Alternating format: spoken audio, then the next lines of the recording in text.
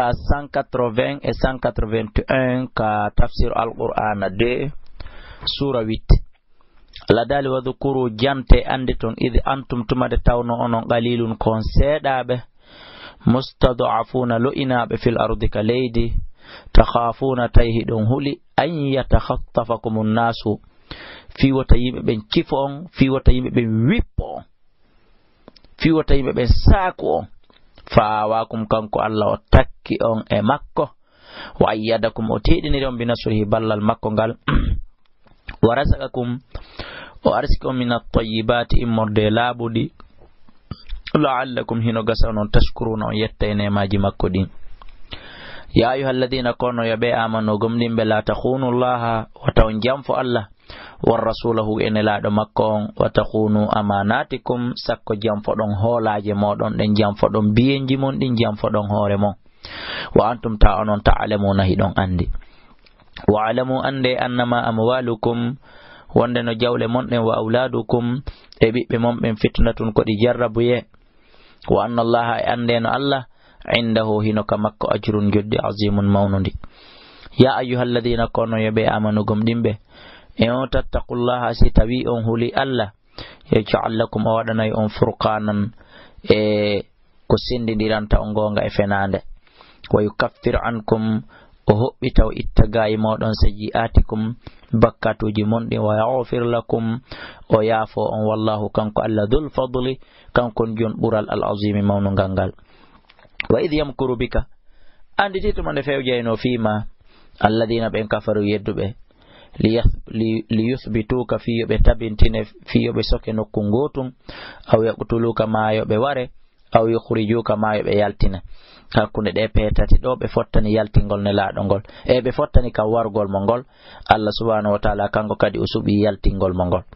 wayamkuruna tayibe fewjano be warira ne laado wayamkurullah Allah kadi no fewjano be halkora eno ne laado makko on dadori wallahu Allah khairul makirina taymodi ko kanko buri mojjude pewje wa idatu tulasi jangama alaihim do mabbe ayatuna ay jamen den qalu be wiya qad sami'na gomdi men nani law nasha'u simeden falanu lagulna men wawlayna mithla hadha sifadun in hadha duwana illa satirul awwalina sona tindim be arambe wa id qalu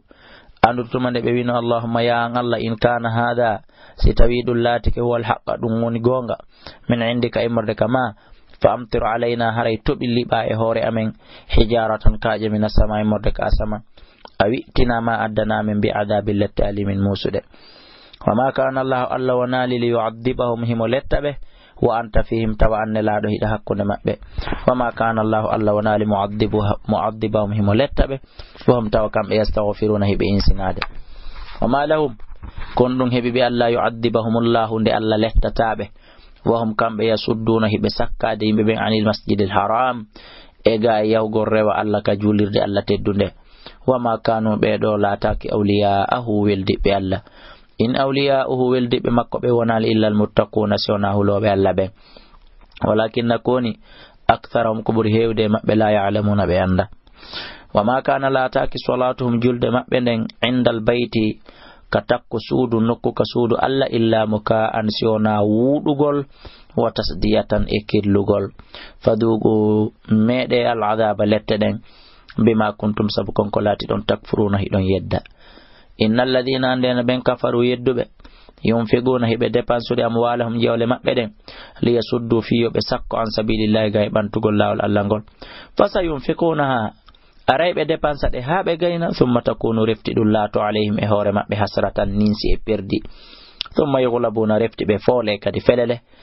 walladhina ben kafaru yeddube ila jahannama ko faade kayita jahannama yuhsharuna woni ko be mobo ite liyamiza Allahu fi Allahu on sindir al khabitha ko subikum min at-tayyibin morde ko labikum wa yaj'al al khabitha wa ko subikum ba'da yogaymun ala ba'din edo yoga fayarkumahu o waddindira dum jami'an den dangal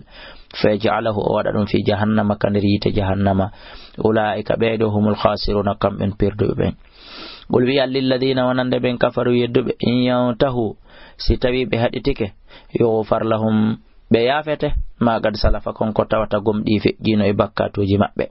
wa in ya'udu si be ruttike lay ko boni kon fagad madat awateddungal mabbe gomdi fejjino sunnatul awwalina sunnaji aditibe be bimana laawi ka aditibe be rewna don wa qatilum habebe onon julbe ben habe hefera ben hatta la takuna fitna